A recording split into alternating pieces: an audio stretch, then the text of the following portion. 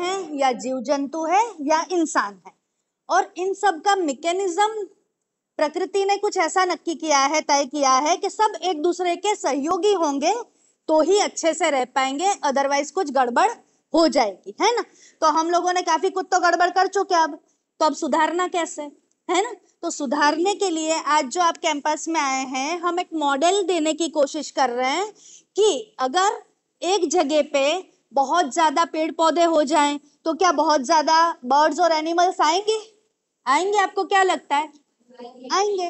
तो हमारे कैंपस में जो अभी 50,000 जितने पेड़ हैं, है ना, इसमें से 30-35 हजार पेड़ पिछले 3 साल में लगे, तो एक साथ बहुत सारे पेड़ हो गए। तो यहाँ पहले भी बहुत सारे बर्ड्स थे, अब जो बर्ड्स हैं वो डबल हो गए। क्या हो गए? डबल। तो हमें देखने को मिलता है कि अगर हम पेड़ पौधे लगाएंगे तो पक्षी बढ़ेंगे। अब हमारे कैंपस में रैबिट्स भी हैं, हमारे कैंपस में जैकल्स भी हैं, क्योंकि अंदर अंदर ऐसी झाड़ियां हैं कि जिसमें वो रह सकते हैं। तो अगर बर्ड्स बढ़े तो चूहे भी बढ़ते हैं, रेप्टाइल्स भी बढ़ते हैं, तो उन लोगों को भी खाने को मिलता है, तो उनकी भी संख्या बढ़ेगी कि नहीं बढ़ेगी, है ना। अब आपने देखा कि गाय तो हमें दूध देती है ना। शेर क्या देता है? डायरेक्टली कुछ देता है? मधुमक्खी कुछ देती है? शहद देती है। और क्या देती है? अच्छा, मान लो कि सारी मधुमक्खियां को हमने मार डाला, तो कोई ज्यादा फर्क पड़ेगा? शहद नहीं मिलेगा तो शहद के बिना तो कोई मर थोड़ी जाएंगे, ज्यादा फर्क पड़ेगा? लेकिन आपको जान के आश्चर्य होगा कि अगर धरती पे से सारी मधुमक्खियां अगर आज मर जाएं तो इंसान, सारे इंसान, हम 700 करोड़ इंसान 6 महीने के अंदर मर जाएंगे। आश्चर्य होता है? कैसे?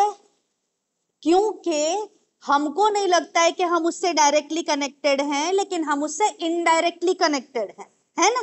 तो धरती पे जो कुछ भी है, एक जीव है, उसको दूसरा खाता है, उसको तीसरा खाता है, उसको चौथा खाता है, ऐसे ऐसे करके एक फूड साइकिल बनती है, और वैसे ही एक लाइफ साइकिल होती है। तो डायरेक्टली हम जिन जानवरों को नहीं जानते हैं, हम उनपे भी बहुत ज्यादा डिपेंडेंट हैं। अगर वो चले गए तो हम चले जाएंगे। अच्छा, सांप अच्छा है या बुरा? जहरीला, काटने वाला। ओ, तो उसको मार देना चाहिए? क्यों? वो तो बुरा है। बिल्कुल।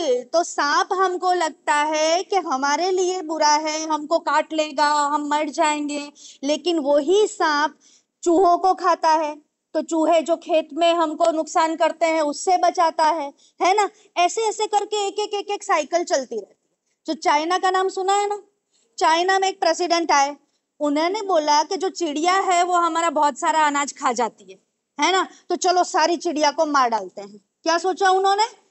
सारी चिड़िया को मार डालते हैं। तो जितना अनाज होता था उसका 5-10% चिड़िया खा जाती थी। तो सब लग गए, रोज सब हजारों लाखों चिड़िया को मारने लगे, और पूरे देश में से सारी चिड़िया उन्होंने मार डाली। तो उनको क्या लगा कि वाह, अब अगली बार हमारा नुकसान नहीं होगा और बहुत सारा अनाज उगेगा। तो अगली बार जब खेती में उन्होंने फसल लगाई तो क्या हुआ पता है? बड़े बड़े कीटकों के झुंड आ गए, बहुत सारी बीमारियां आ गई, बहुत सारे दूसरे ऐसे पेस्ट आ गए, जीव जंतु ऐसे आ गए कि सारी फसल खा गए, और 100% फसल का क्या हो गया? नाश। अब कैसे हो गया? पहले भी आते थे, लेकिन पहले जो चिड़िया थी वो जीव जंतुओं को खा जाती थी, है ना, तो उनको ज्यादा बड़ा नुकसान नहीं करने देती थी। अब जब आपने चिड़िया को मार डाला, हमको डायरेक्टली क्या दिखता है? चिड़िया हमारा 10% खा जा रही है, लेकिन वो जो 90% बचा रही है वो हमको दिखता नहीं है। तो चाइना में क्या हुआ? सूखा पड़ गया, अनाज ही नहीं हुआ। ईयर आफ्टर ईयर सूखा पड़ने लगा, तब जाके उनको 2-3 साल के बाद समझ में आया कि अरे यार, गड़बड़ तो चिड़िया में हो गई, हमने चिड़िया मार डाली, इसलिए ये सब कुछ हो रहा है। फिर उन्होंने वापस चिड़िया लाने की कोशिश की, फिर वापस धीरे धीरे सब कुछ ठीक हुआ। तो अभी भी हम यही करते जा रहे हैं, ये हमारे लिए नुकसानदेह है, इसको मार डालो, ये नुकसानदेह है, इसको मार डालो। तो हम जब खेतों में भी पेस्टिसाइड डालते हैं तो जो नुकसान वाले कीड़े हैं उसके साथ साथ जो अच्छे कीड़े हैं उनको भी मार डालते हैं। मार डालते कि नहीं मार डालते? चूहे भाग जाते हैं, पेस्टिसाइड वाला पंछी भी नहीं खाते हैं, है ना। तो हमारे कैंपस में बहुत ज्यादा बर्ड होने का एक वजह ये भी है कि नॉट ओनली यहाँ पे बहुत ज्यादा पेड़ है, यहाँ पे जो भी कुछ मिलता है बिल्कुल ऑर्गेनिक मिलता है, कहीं पे कोई जहर नहीं है। तो ये सारी बातें आपको शालिनी टीचर ने बताई, वही समझने वाली है कि हमारे लिए मिट्टी जरूरी है, हवा जरूरी है, गैसेस जरूरी है, पानी जरूरी है ना, पेड़ पौधे जरूरी है, जीव जंतु सारे के सारे हमारे लिए जरूरी है। लेकिन हमको लगता है कि सिर्फ हम जरूरी हैं और हम अपने लिए सबको मार वार सकते हैं, है ना। तो यही करते करते अभी ऐसी हालत आ गई है कि कोरोना आया। कोरोना कहाँ से आया? एक थियरी ये भी है कि जंगल में जो जानवर, जो चमगादड़ वगैरह रहते थे, हमने जंगल काट डाले, वो हमारे शहरों तक आए और इन जानवरों के अंदर बहुत सारे जहरीले कीटाणु हैं। तो जब वो हमारे तक आ गए तो उनके साथ कीटाणु भी आ गए। उसी तरीके से हमारा उत्तर ध्रुव है, हमारा दक्षिण ध्रुव, इसमें बहुत सारी बर्फ जमा है कि नहीं जमा है? तो इस बर्फ के अंदर भी बहुत सारे डेंजरस वायरस, बैक्टीरिया, सब कुछ जमा है वहां पे।